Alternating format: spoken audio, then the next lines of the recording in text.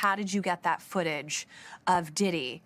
I figured most journalists would not disclose their sources.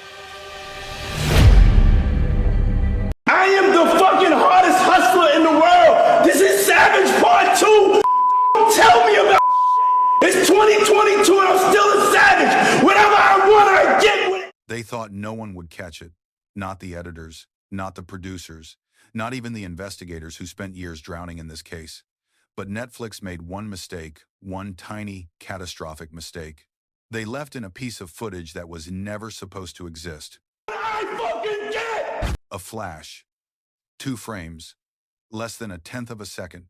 But those 2 frames destroy the entire official timeline, because inside that microscopic flicker, you can see a figure turning toward the camera at the exact moment the courtroom swore the hallway was empty. A moment the witness logs say was silent.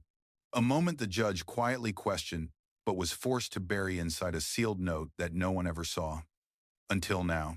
Netflix didn't just reveal a hidden timeline, they exposed the one thing the judge suspected all along. The footage was altered. And if that's true, then the missing 17 minutes aren't just a gap, they're a cover-up. The moment you understand what Netflix accidentally leaked, you'll never look at this case the same way again.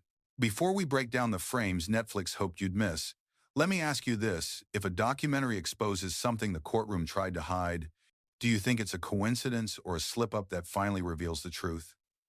Tell me in the comments. And if you're new here, hit subscribe, because what you're about to hear, nobody else is brave enough to break down like this. All right, let's get back to the story. The scene looks harmless when it begins, almost too harmless. The camera glides through a dimly lit hallway, the lights flickering with the kind of soft hum you hear in abandoned buildings. Shadows stretch long across the floor, bending unnaturally at the corners. It's the kind of scene Netflix builds with precision, familiar enough to feel real, dark enough to feel unsettling. It looks like any other documentary recreation, until it doesn't. Because before anything even happens, something feels wrong. Maybe it's the slight tremble in the frame, like the footage itself is resisting being shown. Maybe it's the low hum under the music, too digital, too distorted, almost like an audio file that's been copied too many times. Or maybe it's the timestamp, 11:14 p.m., glowing innocently in the corner, a time the entire case hinges on, a time everyone witnesses, investigators, prosecutors agrees on, a time no one questioned. But then the hallway light flickers, the hum deepens, and the footage slips almost like a heartbeat skipping. In that instant, the timestamp jumps, not fades, not rewinds, not transitions, jumps directly to 11:31 p.m. 17 minutes vanish in a single cut. No shift in camera angle, no actor movement, no narrative acknowledgement, just gone. Like someone took scissors to the timeline and snipped out the truth. Netflix keeps the narration going, pretending nothing unusual happened. They continue walking you deeper into the hallway, deeper into the story, deeper into the cover-up.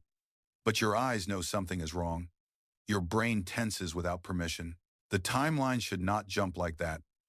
The footage should not skip. Something important lived in those 17 minutes, something someone didn't want seen. But the truth isn't in the jump. It's in the flicker between the jump. If you take the footage and slow it down frame by frame, those missing minutes don't disappear cleanly. Between 11:14 p.m. and 11:31 p.m., there are 2 frames, 2 impossible frames, completely black at first glance. But if you brighten them, sharpen them, adjust the contrast, a shape emerges. A shoulder, a head, a figure leaning into the hallway, as if caught mid-step. And then the most disturbing part, the silhouette turns, ever so slightly, toward the camera before dissolving into darkness. This figure shouldn't exist. Not according to security logs, not according to witness testimonies, not according to the prosecution's timeline. No one was supposed to be in that hallway at 11:18 p.m., the exact moment the shadow appears. If someone was truly there, the entire case collapses. Every alibi shatters, every timeline breaks, every statement becomes suspect. And this is exactly what the judge suspected years ago. In a sealed note meant only for internal record, the judge wrote a line the public never saw. Footage inconsistencies suggest possible alteration. Netflix didn't quote this line. They showed it. They recreated the inconsistencies visually. They mirrored the distortion. They highlighted the gap. They included the shadow. They embedded the suspicion into the narrative without ever speaking it aloud. Imagine watching this scene alone, late at night. The only light in your room comes from the TV. You rewind, pause, zoom in. You feel your heart rate climb. Because once you see the outline of that silhouette, once you realize something human is there in the black frames, it becomes impossible to unsee it. You know something illegal didn't just happen in the hallway. It happened in the timeline. Then it gets worse. When the footage jumps to 11:31 p.m., the hallway looks different. Not dramatically, but subtly, just enough to trigger unease. A sign on the wall sits slightly higher. The floor's reflection bends at a marginally different angle. Even the lighting temperature shifts just a single degree cooler. These are not continuity errors. Netflix doesn't make continuity errors. They are clues, intentional clues. Clues showing that the continuous footage presented in court wasn't actually continuous. Clues that someone pieced together fragments from different moments and disguised them as a single recording. Clues that the hallway itself is lying. Imagine being the judge, reviewing the footage, catching these inconsistencies but having no legal grounds to accuse anyone. Imagine trying to hint at a truth you're not allowed to reveal. Imagine writing that sealed note, hoping someone, someday, would understand the subtle warning in your words. Netflix understood, and they turned that suspicion into cinematic evidence. As the documentary progresses, more cracks appear. The ambient hum under the footage isn't stable, it glitches, wavers, dips. To a casual viewer, it's nothing. But to a sound engineer, it's unmistakable. A data splice artifact. The kind that only appears when raw footage has been cut or overwritten. Netflix isn't just reenacting a moment in time. They are recreating the patterns of evidence tampering. There's a moment where the hallway appears empty again. No figures, no shadows, just cold silence. But the silence feels too heavy, too staged. Netflix lets the shot linger a second longer than comfortable. You feel the absence of truth in the air. You feel the missing 17 minutes around you, like a ghost pressing in from all sides. And that's when the realization hits. Netflix didn't break the timeline accidentally. They exposed it intentionally. Because once Netflix exposes the timeline instead of hiding it, the documentary stops feeling like a reconstruction and starts feeling like a confession. A confession delivered through silence, flicker, angle, and missing minutes rather than through words. And you begin to realize something unsettling. Netflix isn't trying to entertain you here. They're trying to show you something the courtroom never fully allowed into daylight. The moment the hallway freezes at 11:31 p.m., your eyes involuntarily drift toward the shadows. Every viewer feels it, that subconscious expectation that the silhouette might appear again, even for a millisecond. It's not because Netflix hints at it, but because your brain has now been trained to look for the thing that wasn't meant to survive. And that is exactly the effect Netflix engineered.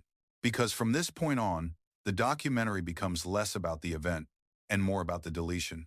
The screen cuts to an investigator interview a man who has clearly been doing this too long.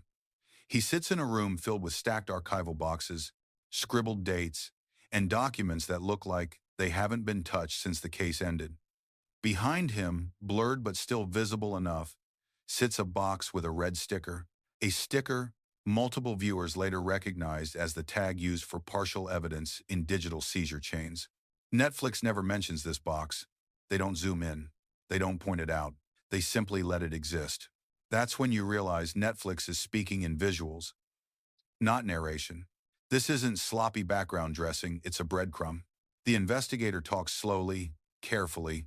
He explains metadata, compression, camera alignment. The kind of technical foundational stuff viewers usually ignore.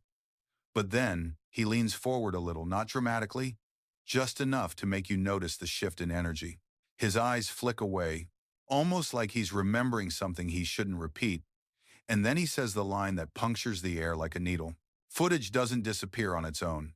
That sentence lands like a quiet bomb, not because of what he said but how he said it, like someone who has watched footage disappear before. Like someone who knows these gaps don't just happen.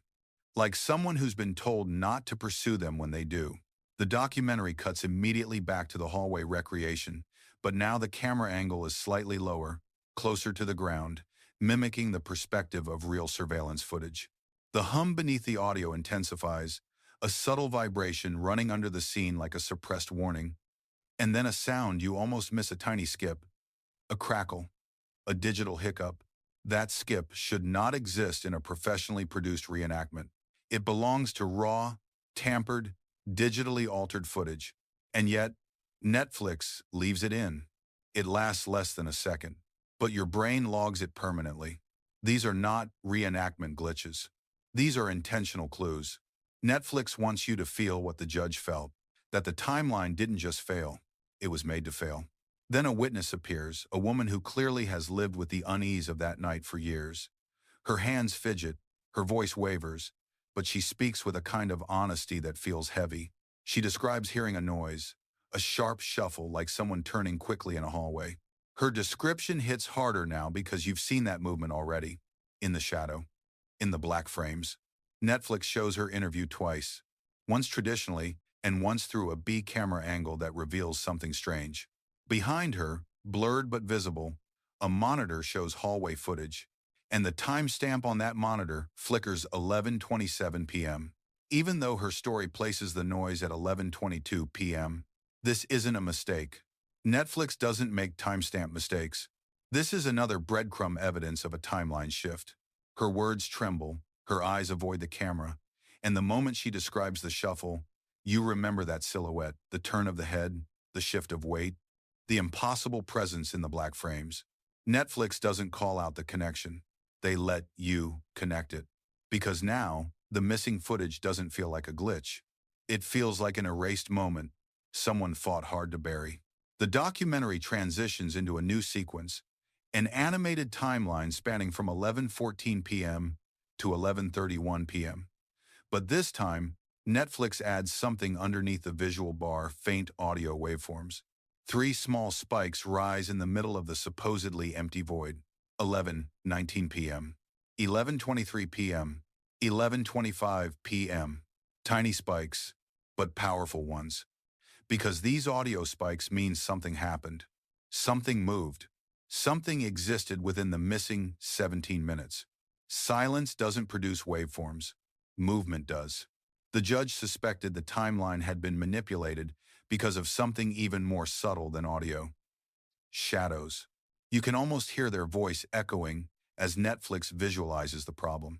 2 reenacted hallway angles appear side by side. One shows a wall shadow long and stretched. The other shows it shorter, sharper. Shadows do not change unless a light source moves, but hallway bulbs are fixed. They don't wander.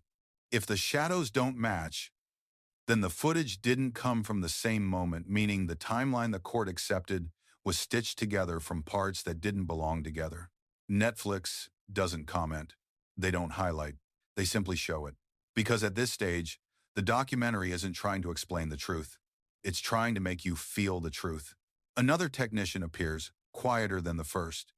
Nervous, choosing each word carefully as if he knows the impact his explanation carries. He talks about backup files, primary sources, compressed versions. And then he says something devastatingly simple. Sometimes the footage given to court is the compressed version, not the primary version. That means the original, the raw footage may have contained everything. The figure, the movement, the true timeline, the missing minutes. But the courtroom never saw the original. They saw the curated version. Then he adds the final crack in the foundation. When timelines don't match, it usually means someone edited around something. Netflix cuts to black, pure silence, letting the implication crush the viewer. The next time we see the hallway, it's darker, colder, the lighting colder than anything earlier. And then just for an instant, the silhouette reappears. Not directly, not clearly, but as a reflection on a glass panel, a faint, nearly erased ghost of the truth. The continuity of these reveals is too clean to be coincidence. Netflix is slowly restoring the deleted footage piece by piece, visually, audibly, narratively, as if reassembling a crime the courtroom never solved. By now, The documentary isn't hinting at tampering, it's confirming it. The tone shifts again, quieter now, heavier, slower. The judge returns to the narrative, but not through interviews, through fragments, handwritten notes, courtroom sketches, audio clips where hesitation speaks louder than dialogue. You hear the judge say, "The court accepts the submitted timeline as presented." But hearing it now with everything Netflix has shown feels like watching someone forced to swallow a truth they know is wrong. Netflix then shows subtle gestures, a pen tapping, a held breath, a narrowed gaze studying the footage. These tiny details reconstruct the judge's doubt, the doubt they couldn't voice. And just when the tension feels like it can't stretch further, Netflix brings in the digital forensic analyst. Calm, precise, unflinching. Someone who doesn't speculate, they confirm. The digital forensic analyst appears with the calmness of someone who has seen too many lies trapped in video files. While everyone else in the documentary has danced around possibilities, hinted at suspicion, and tread carefully over implications, this analyst does not. Their presence alone shifts the temperature of the film. They sit in front of their workstation, multiple monitors, glowing with paused frames, waveform graphs, and spectral analyses, and with a quiet certainty, say the sentence that pierces through the entire documentary like a cold blade. When footage is altered, traces always remain. The words don't echo, but your mind makes them echo anyway. Because for the first time, someone isn't speculating about tampering, they're stating it as fact. Traces always remain, always. Even in the smallest fragment, even in a few corrupted milliseconds, even in 2 blackened frames hidden inside a 17-minute void. The analyst taps a key. The waveform on the monitor expands. And there it is, the now infamous audio spike at 11:19 p.m.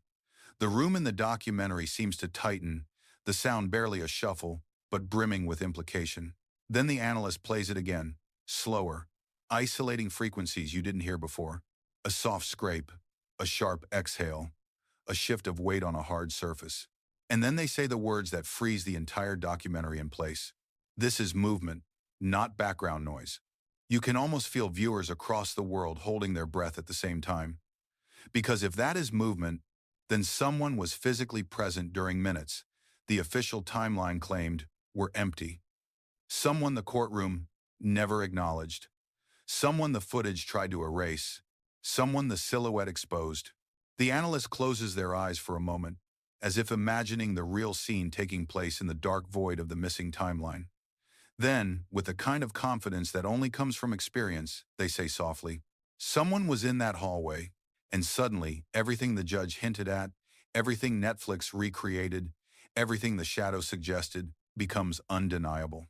The analyst continues explaining how compression works, how tampering leaves invisible fingerprints, shifted shadow contours, mismatched pixel noise, inconsistent file headers, nonlinear audio bleed, all of which they found subtly, quietly in the surviving segments around the 17-minute gap. You watch them dissect the digital corpse of the footage with precision, exposing inconsistencies that even trained editors would overlook.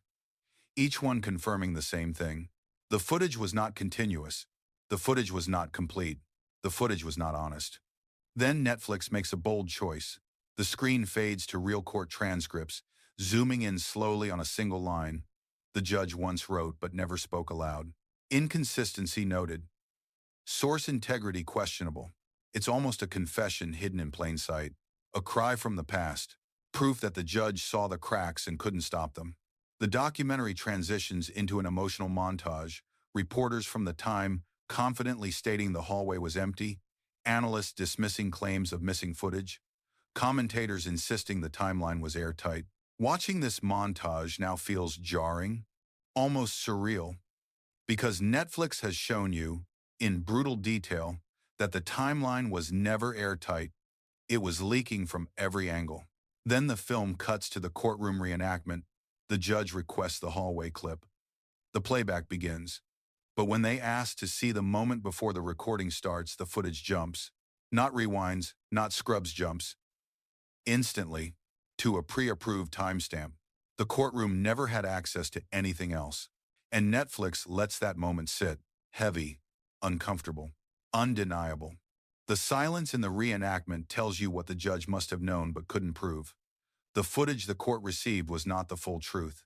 It was a curated version of reality. A timeline designed to appear seamless, even though it never was. The documentary now enters its emotional peak, not with loud music, not with dramatic voiceovers, but with stillness. The camera returns once more to the hallway recreation. The lights flicker, the hum softens, the angle mirrors the exact position of the real security camera. And then slowly, the screen begins zooming into the dark corner between the wall and the floor. The very corner where the silhouette first appeared. This time, Netflix brightens the frame just enough to reveal a ghostly contour of the figure. Not fully, not clearly, but unmistakably present, like a faint memory burned into the pixels, a presence that refused deletion. Then a male voice, the narrator, whispers over the shot. Moments don't disappear, only the footage does. The scene darkens. But Netflix isn't done. The analyst overlays the surviving audio spikes over the void timeline. It looks like a heartbeat hiding inside 17 minutes of darkness, a heartbeat belonging to someone deliberately removed from the official record. Then, for the first and only time, Netflix shows something they've kept hidden until now. A still image of the original evidence log, heavily blurred except for one line. File discrepancy reported. Investigation halted due to chain of custody limitations. Someone noticed. Someone reported it. Someone stopped it.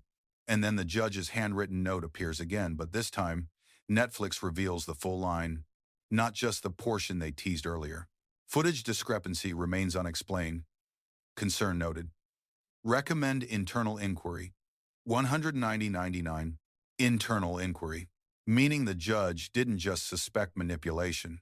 They recommended an investigation, and it never happened. The screen now returns to the hallway one last time. Silent. Dark. Still. The camera slowly pulls back, as if retreating from something dangerous. And just when you expect the shot to fade out, the silhouette flickers one more time across a reflective surface on the opposite wall. Barely there. Almost invisible. But it's enough. Enough to confirm the truth the courtroom never saw. Enough to validate the judge's suspicion. Enough to prove the silhouette wasn't a glitch, wasn't a trick, wasn't a ghost. It was a person, a real person, present in the hallway, inside the missing 17 minutes. The narrator delivers the final line. Even when footage is erased, the moment survives. The screen cuts to black, a silence that feels like a held breath, and Netflix ends the film. Now the documentary is no longer entertainment. It's evidence of evidence, a record of absence, a revelation hiding inside deletion. The film leaves you with more questions than answers. Who was the figure? Why were those minutes erased? Who edited the footage and who approved it? And most importantly, what happens next now that millions have seen what the courtroom never did? Netflix doesn't answer. They don't have to. They've already exposed what needed to be exposed. And that's why this documentary is different.